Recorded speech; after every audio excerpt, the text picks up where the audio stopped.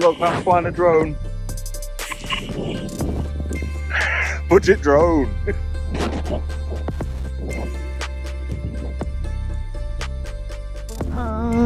Don't die. Hello, it's a glorious, bleak winter's day. Grey everywhere, threatening to rain. And I thought, where better to come to do a quick review of the bike than a fantaculous, fabulous, bleak, grey, boggy marsh. But yeah, I've had the bike for several months now. I think I've got it on the road in August maybe, I'd have to check that. But basically I've done about 5,500 miles on it now. And I figured I'd do a quick review on the bike. I'm in no way, shape or form an expert on motorbikes. I'm very new to the hobby. And yeah, so what little insights I can give I will, but can't guarantee they're worth anything. A little bit chilly out here now, I've cut my hair, but we'll deal with that. But yeah, first things first, I'm gonna get a coffee on the go.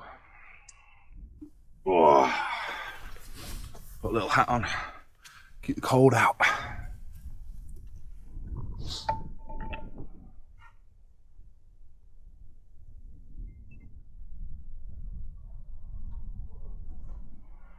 That's better. This is my first ever bike, first ever proper motorbike since passing my full bike test.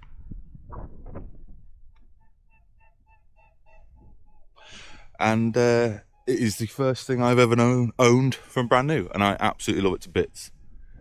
Anything I have to say about the bike is purely from an uneducated point of view and just comes from someone who is absolutely loving riding the bike. But other than that, yeah, let's have a look.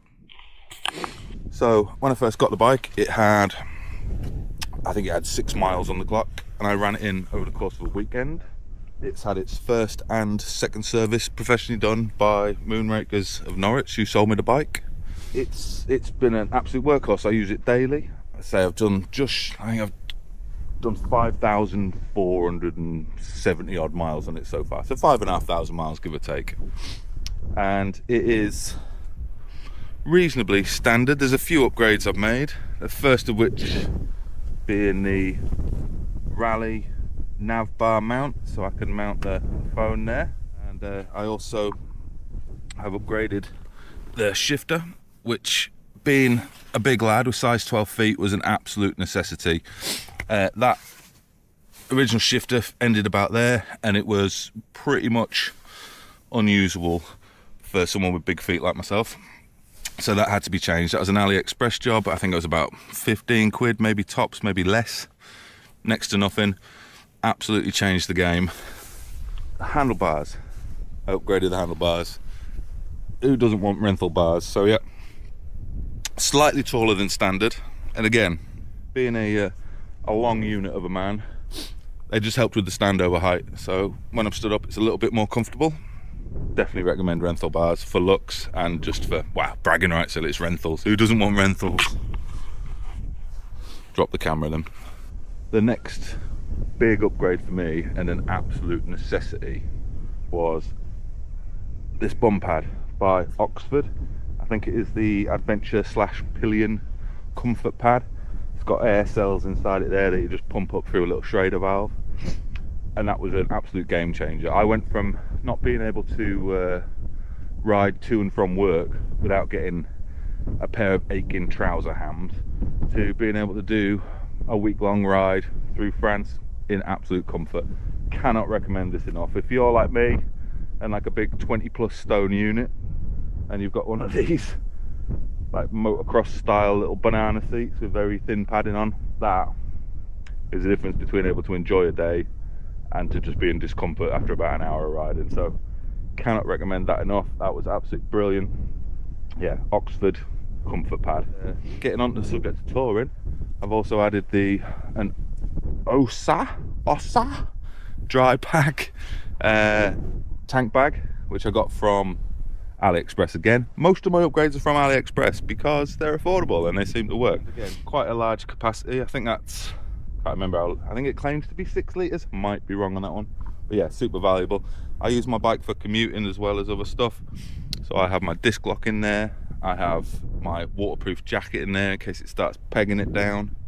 And yeah, just other bits and bobs. Super handy, really useful. When it comes to additional storage space, I've also opted for these Moto Wolf 28 litre, what are they, saddle bags, soft bags, and they're just clipped onto various parts around the frame, a couple of straps going over, and they are brilliant. Again, did over a week touring in France. Everything I needed was in them, the tank bag, and plus one extra bag on the back there. More than enough room. Really good, do not get in the way in the slightest. Very durable, completely waterproof.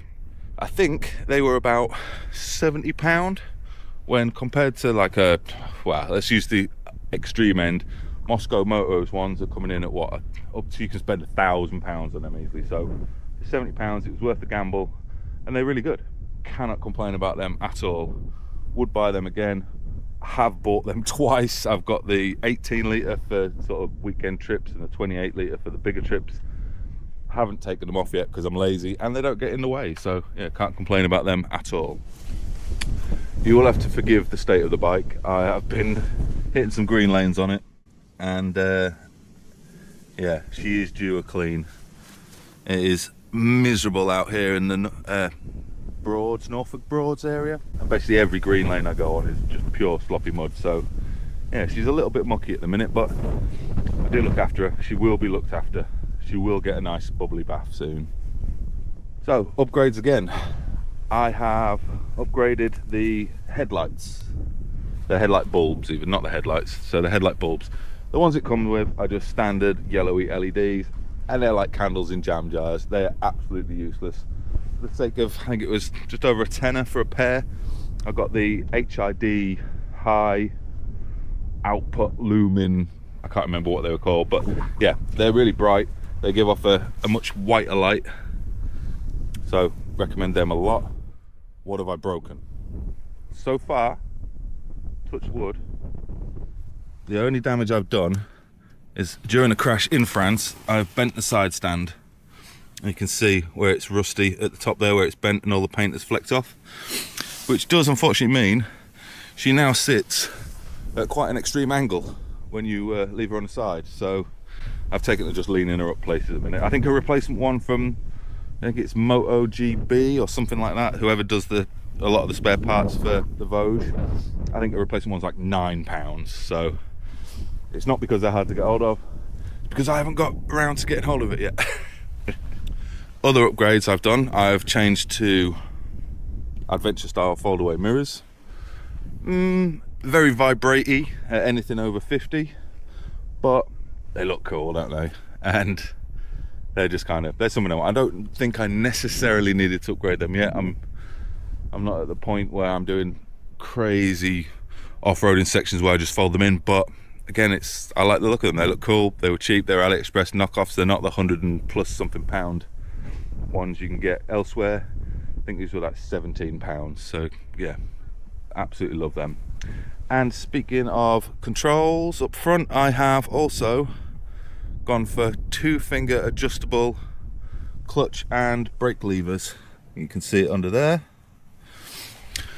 and this is mainly because I found the standard long levers really unwieldy, like they got in the way. I have done a bit of mountain biking in the past, and I'm used to little 2-finger controllers or even 1-finger controls. So yeah, the standard ones, the big ones, I think you get on most bikes, just felt huge.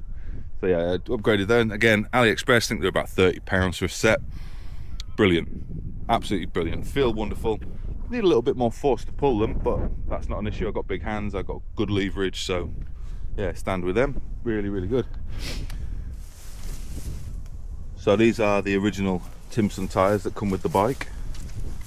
They've been on for all 5,500 miles that I've been riding it, and I'm going to be honest with you, they're starting to get a little bit low now. They've definitely squared off. I can feel it in the front end. It's feeling a little bit notchy with the corners, and the back end, yeah, it's just not getting that bite that it used to get. So it's going to be time for some new tyres. I might just try and do another bit longer, squeeze a bit more. It's winter time, I don't want to be sticking brand new tyres on just for them to get trashed over winter. So yeah, they're getting changed. They are getting changed. Upgrade wise, again, I've fitted the metal radiator guards and the upgraded metal engine guard cover, and also I've added a bash guard down the bottom there, which I don't know if you can see. Now, I've seen a lot of people saying you need to remove this section of fairing when fitting this engine bash guard, but with a little bit of cutting, trimming and fettling, you can actually keep that, so you keep the original looks of it and still getting the engine guard. So yeah, with a little bit of thinking about it, you can fit that without it causing any problems. Around the back end, everything's standard, everything's good, nothing changed on this side. Brake pads, I have gone through a set of rear brake pads. I noticed they were very, very low before I went to France, so again, swap them out. Super easy changeover, no need to remove a wheel or anything like that, just a couple of screws, slide the old ones out, new ones in, clean everything up, grease, whatever, job done. Absolutely no complaints there at all. So that is basically it. That is everything I've done in and around the bike. Currently happy with it. I'm looking at upgrading the springs this year, probably in the springtime when it comes to riding a little bit more off-roady type stuff.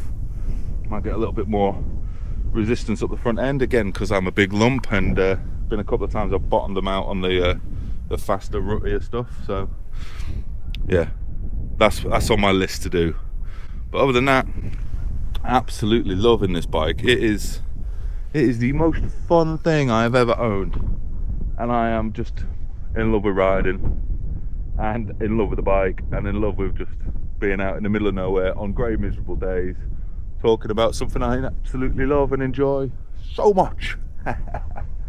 But yeah, I think the only other big upgrade is I've had some stickers made for the channel, because I don't know if I can get around the back there so you can see the other ones. But yeah, I do a bit of tattoo work in my spare time. It's my full-time job. So yeah, it just sort of made sense to make some cool stickers. But having a great time. I've earned my TET sticker as well. Look, I've been on the TET. I can have a TET sticker. So yeah, I've got that on there. Oh, this other little thing. I've got these cheap little rubber imitation rock straps. They're fantastic. Oh, cover for the side stand, just so I can have a little bit more surer footing in the softer stuff. But yeah, just a quick little video, a little tour around the bike, show you what I've done, see what's been changed, what's been upgraded, and that's that. Like I say, not a professional reviewer, not a professional bike reviewer, not a professional anything really, just enthusiastic and loving my bike and want to show it off to.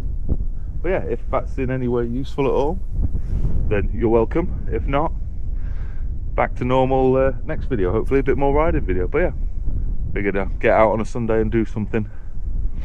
But as always, thank you for watching. Thank you for spending any time hanging out with me.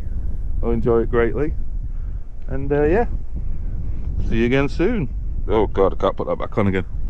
Bye bye. Ciao.